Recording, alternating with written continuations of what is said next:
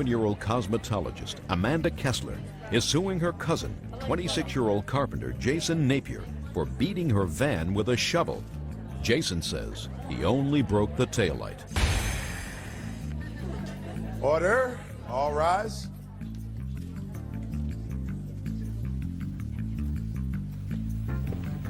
Yes, this is case number 226 on the calendar in the matter of Kessler versus Napier. Parties have been sworn in. Judge, you may be seated. Ma'am, have a seat, please. All right. Well, there are certain things about this lawsuit that we can all agree on. Miss Kessler, the defendant is your cousin. Correct. Also a neighbor. Correct. And he has a girlfriend. Girlfriend? Yes, ma'am. You also know Dawn. Yes. And according to what I've managed to piece together from reading these papers, you were having a conversation with Dawn. And during that conversation, you told her something about your cousin that she didn't like, and that certainly he didn't like. What did you tell her about him? That Jason was in Terre Haute on a boat, fishing and partying all weekend, Labor Day weekend, instead of being out of town working. So you told his girlfriend that he wasn't where he was supposed to be, but he was out partying when he was supposed to be employed, right? Yes. And you confronted Jason? Yes, ma'am. Step up. When did you tell Jason? While I was on the phone with Amanda, I had asked him about it. So he was at your house? Yes. Had you called Amanda, or did she call you? She had called me. While you were on the phone with her, did you call into Jason and say, Jason, tell me what you did? After she had told me Jason was sitting there, and I had asked him. Were you still on the phone with her? Yes, I was. So you're holding the phone? Yes. And what did you say to him? I had asked him, Amanda had told me that he had lost his job, and that he was out drinking. So I had asked him about it. And what did you say? I asked Jason if he had lost his job, and he said that he didn't lose it, that him and his partner that he was working with had walked off of the job. And I proceeded to tell him that Amanda said that they were out partying, and I had asked him about that, and he said no. Then Jason got mad and went over to confront Amanda about this. And then this is when the confrontation went into effect. Did you follow him? No, not over to Amanda's house. I was watching out of my bay window, which... So you didn't see what happened when you Not got when there? he went over to her house, no. So that you can sit down. So here we have it. You put your nose in where it didn't belong. He got mad, and you went over to her house. True. Furious. Yes. What happened when you got there? Oh, I didn't go in the home. I just was outside, and she ran into the house, and I grabbed ran the into the shovel. house? She did, Amanda. I grabbed the shovel, and I proceeded to go up to her van, and I destroyed the taillight. I hit the taillight, and I paid for a new one, got the receipt, and gave it to her. From that point, there was nothing ever said or anything about it until I got papers from her saying she wanted to serve me to go to court, saying I caused $1,900 of damage, that I beat the van with the shovel, which there is no dents on there from a shovel. It's all hail damage that were already existingly on the vehicle when they bought it. Why did you pick up a shovel, Mr. Napier? Well, I was frustrated, and I was tired of her interfering in my life and starting trouble with my family when she ruined her own life with her family. You mean you couldn't settle that with words? Well, words only lead so far. It just accumulated of her doing it to us so many times and so many incidents and so many reports. You know, I just got fed up with it, and it just tried to relieve the pressure and show her what it feels like when she destroys people's property. Why, she ever destroyed your property? Yes, she has, many of times. Really? Yes. Well, tell me about that. Well, I got a report here of stating she did criminal mischief and she popped my fiance's tires in broad daylight, and said that 2 men in a Buick pulled up and jumped out of the car and popped the tires when she was drunk, and she deliberately went over there and did that. Well, how do you know she deliberately did that? Because we saw her out of the front bay window. We told her to watch and heard the tires pop. You know, and tires make a loud noise when you stab a knife through them. Now, your defense is that, yes, you did cause damage to the car. Yes, and I knew I was at fault, and I paid for it, and I told her that I was sorry for that, you know. And I knew I did wrong, and I got papers reported to Okay. me that I needed to go to court. All right, Miss Kessler, you tell me what happened. He comes to your house and you run inside. Okay, let's back up a little bit, Your Honor. When I was on the phone with Dawn, she advised me to call 911 that Jason was in a very big rage, so I did so quickly, ran to my master bedroom closet while he was in my house screaming that he's going to burn my house down, beat me up. I then heard the door shut, and I was on the phone with the dispatcher at the time, and I watched Jason pick up a shovel from my storm door and just rage. I mean, rage from my hood all the way back. And there's scars, and there are dents. There's scars on my windows, on my hood, all the way down where it needs to be repainted. I have a very nice-looking van, and I was so frustrated and confused. The police said that they would take care of it, talk to him. He said he'd pay for the damages.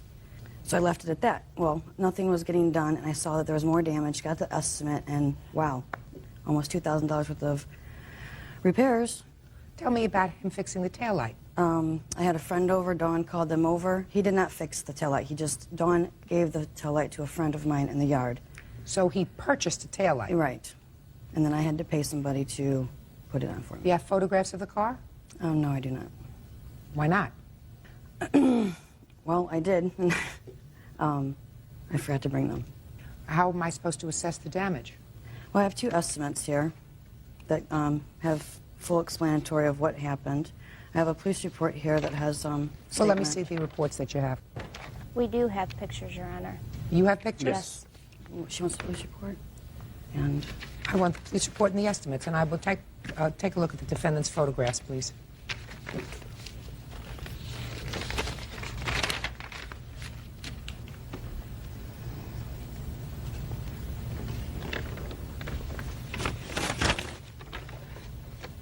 Now, Dawn, you did not witness this, is that right? Yes, I did. You said you were in the house. Yes, I witnessed it through my bay window, which her van, she has pads that come up into the side of my yard, which is right in front of my bay window, and I witnessed the whole thing. Mm-hmm.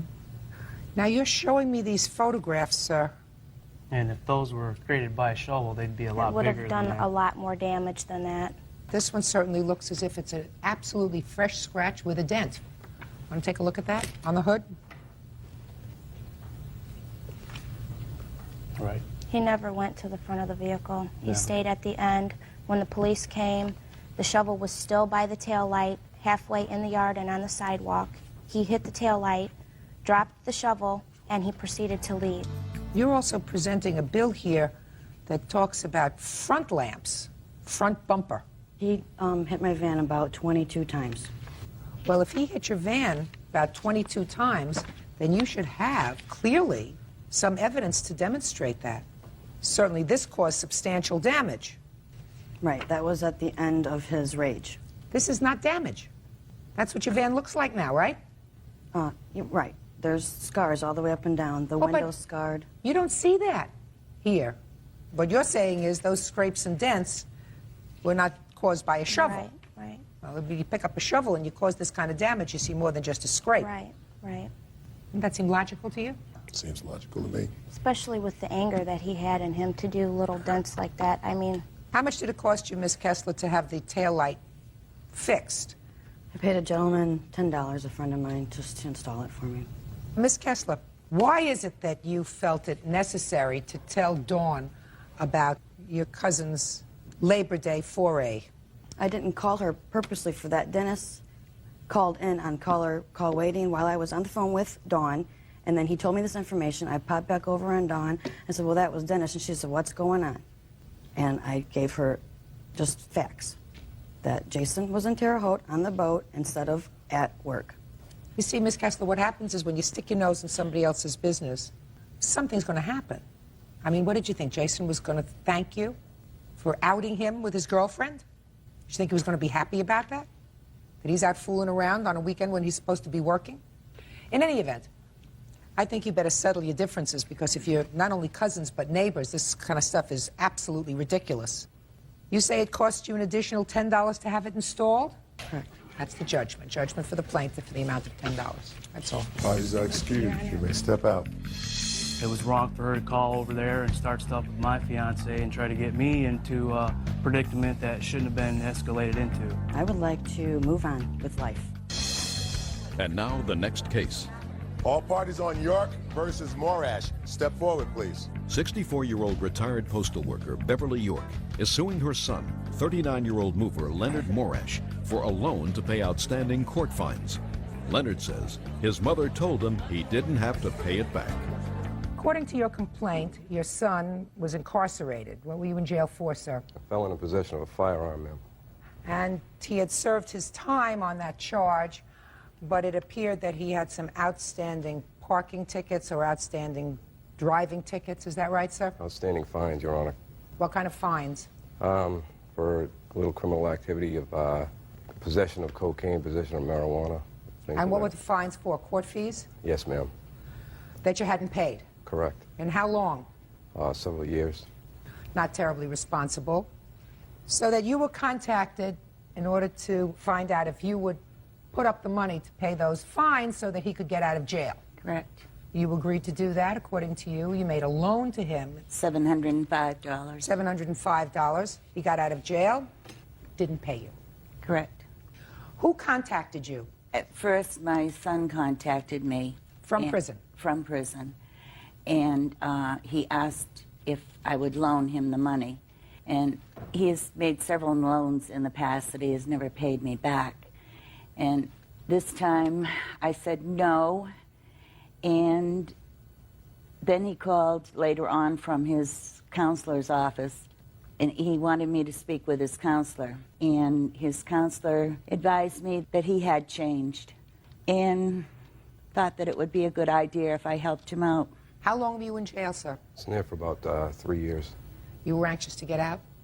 Yes, ma'am, I was. How long would you have had to remain in jail if your mother hadn't paid the fines? It might have been like 6 months.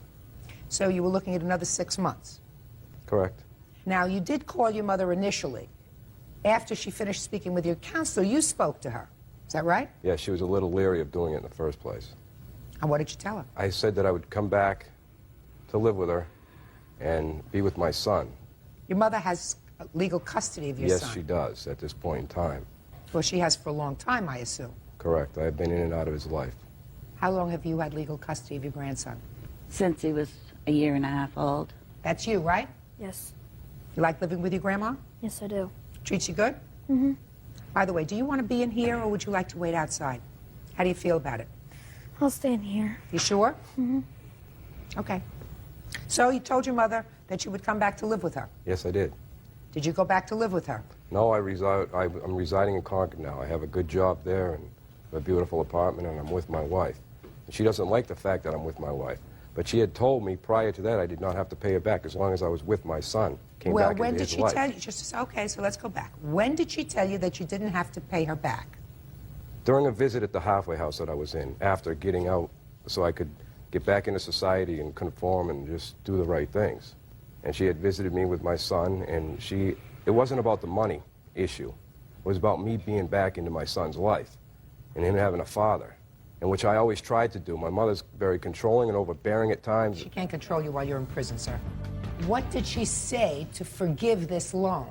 She said to me, it's not about the money, Lenny. I just want you to come back into your son's life and take care of him, have responsibility for him. And I've always wanted to do that, but I have my crosses that I bear. I've made mistakes in my life. Okay, so what did she... I just want to carry on. So what was the arrangement? The arrangement was that you would come back to live with her, correct, be in your son's life, mm-hmm, and if you did that, she would forgive the loan. Right, and not go back to my... Hold on. Did you go back to live with her? No, I did not, ma'am.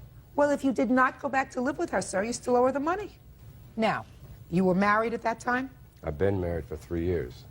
So instead of going and living with your mother, you went back to your wife? Correct. Well, do you think that you breached the agreement with your mother? No, I don't, because I believe she had said that I didn't have to pay her. She said you didn't have to pay her if what?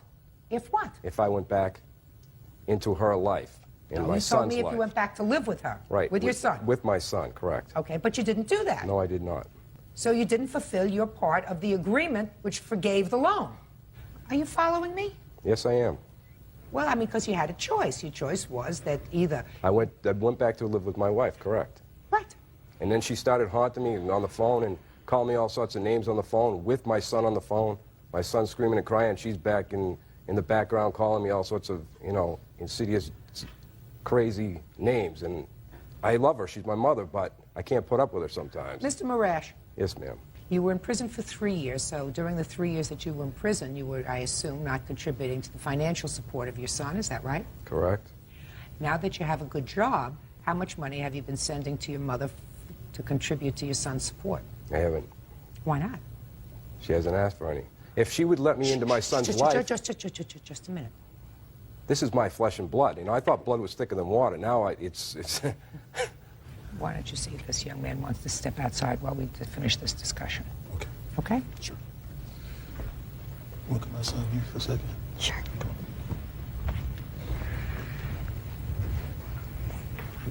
How you doing? Fine. Come on. Come on, this way. Okay. Your grandson is what, 11? He's 10. He's 10. I assume that the reason that you have legal custody of your grandson is because not only was his father incapable of taking care of him, but his mother as well. Correct. Is his mother alive? Yes, Your Honor. Does she have any contact with him? No, she does not. You should not wait for her to say, I need some money for him. She's been managing without you for 9 years. You should say, now I have a good job and I want to become an active member of society and fulfill my responsibilities, so for my good job, I'm going to send you $100 a week, $200 a week. I'm going to try to make up for what I haven't sent you over 9 years. Instead, you continue to bleed her. You should bless her every day. She took over your responsibility for 9 years. I mean, you may be angry. You may think my mother's controlling. She sets the times that I can see my son. She wants me to only see him at her house. All of those things. Does that sound familiar to you? Something like that. I would too. She's right to say to you, you'll see him on my terms until I'm sure that you're going to be a positive influence in his life. You're not going to be here today and gone tomorrow. Yeah, but I also understand that a father should be in his son's life irregardless of mistakes or, you know, things. It's the way it should be. Well, who I have a lot. said that? I Where have is a that lot written? to offer him. What do you have to offer him? Friendship, love, companion, being his father. Fathering a child takes a second. That doesn't make you a parent. She's his parent. Mother and father. You weren't there when he had the measles, the mumps, the chicken pox if he had, when he had strep throat, when he had an upset stomach, when he had to do his homework, when he had problems with a classmate, when somebody made him feel badly in school because his father was in jail. You weren't there. She was. You have to prove yourself to not only your son, but to your mother as well. And you're going to start proving yourself by paying her what you owe her. Judgment for the plaintiff in the amount of $705. That's all. Thank you, Parties Your are Honor. excused. You may step out. Marianne Murphy is suing her ex-son-in-law, 29-year-old social worker Richard Hart, for an unpaid loan. Richard says Marianne gave him the money to help win custody of her grandson. Order. All rise.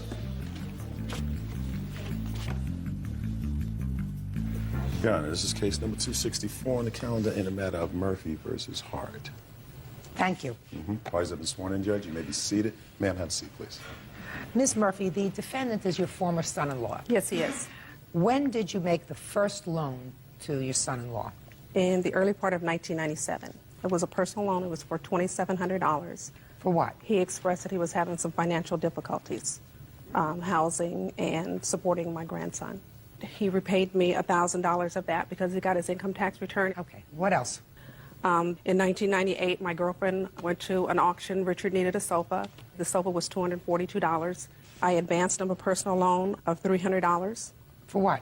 I don't know. He just asked me to lend him the money. We went to Vegas, and I lent him $100 For what? to gamble with.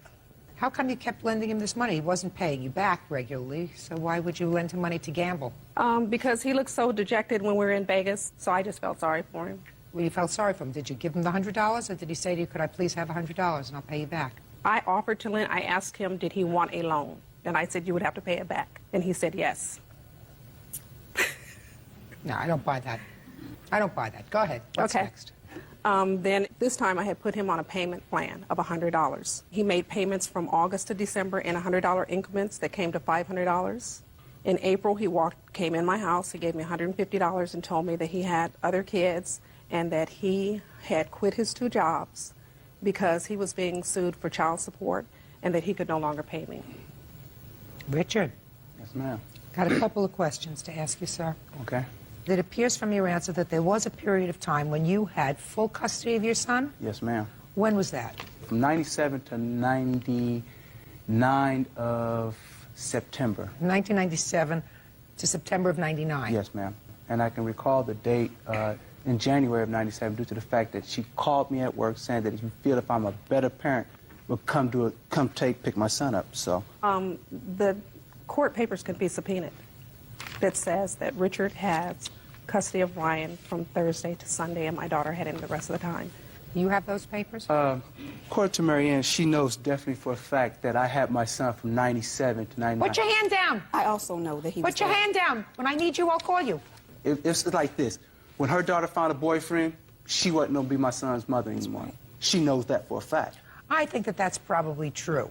I think that Miss Murphy knew that there was a period of time when your son really needed you to be either a full-time custodian or there a good deal of the time. Isn't that right, Miss Murphy? He was a very good father, and I give him, my hat goes off to him. Right. Now, what I assume happened at some point, you met your new wife. Are you married now? No, a You have a fiancé. girl. You have a fiancé. Yes, ma'am. With whom you have children. Yes, I have 2 boys, yes. With your fiancé. Yes, ma'am. Okay. You're not quite ready to make a commitment to get married. Is Right that the now, we're idea? trying to Just get- the children are okay. Yes, ma'am.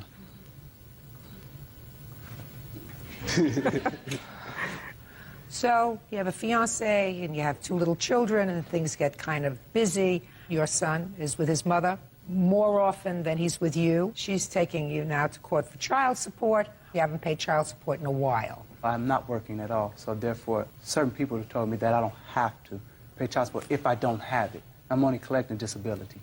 What is the nature of your disability? Right now, You can't even say it with a straight face. Try saying it with a straight face, how you're disabled. Try telling me how somebody who's how tall? 6 foot tall? 6 foot tall. I'm a Standing donor in front of patient, me. ma'am. What? I'm a donor patient for my brother who has a kidney disease, so I have high blood pressure. So right now, I'm basically just relaxing, trying to keep my blood pressure down. Everybody who has high blood pressure stops working. Half the country would be unemployed. But I can't give a kidney if I have high blood pressure. How long have you been preparing yourself to be a donor? I've been preparing myself for the past month and a half. And how long have you been unemployed? Since April, no, I'm sorry, I'm going to say after June. Were you paying any child support before The June? last time I made child support payment was $300, $360 for whatever reason they needed. When? June of 2000.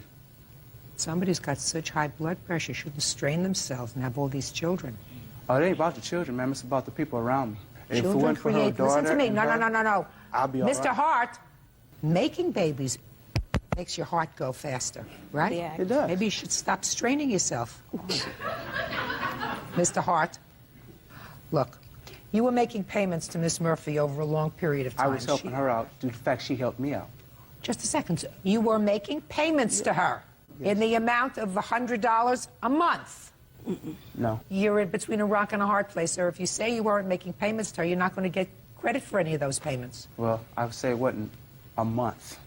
I was giving her whatever I had due to the fact she helped me out when I had my son. I mean, she's lying about that? Oh, it's a lot of things she was lying about. Yes, I'll hear you. I have no reason to stand up here and lie. I have a detailed journal of everything, all the accounting on this. Let me take a look at it. Just a second. I extracted this information from the tape. But more importantly, my daughter owes me money, and I have the same tape on her. Your Honor, she failed to realize until with the $2,700 she gave me for the circumstances why the $2,700 was given. Tell me about it. I didn't ask for the $2,700. I picked my son up from school one day, and he had a lot of bruises on his buttocks and his legs. And I didn't know what to do. So therefore, I took him over to Miss Murphy, and she told me, well, this is what you need to do. Would you please just explain to me what the $2,700 was for? It was for the attorney fees. Is that correct? No, that is not correct. He has conjured up lies and had other people call my daughter's house, leaving threatening messages.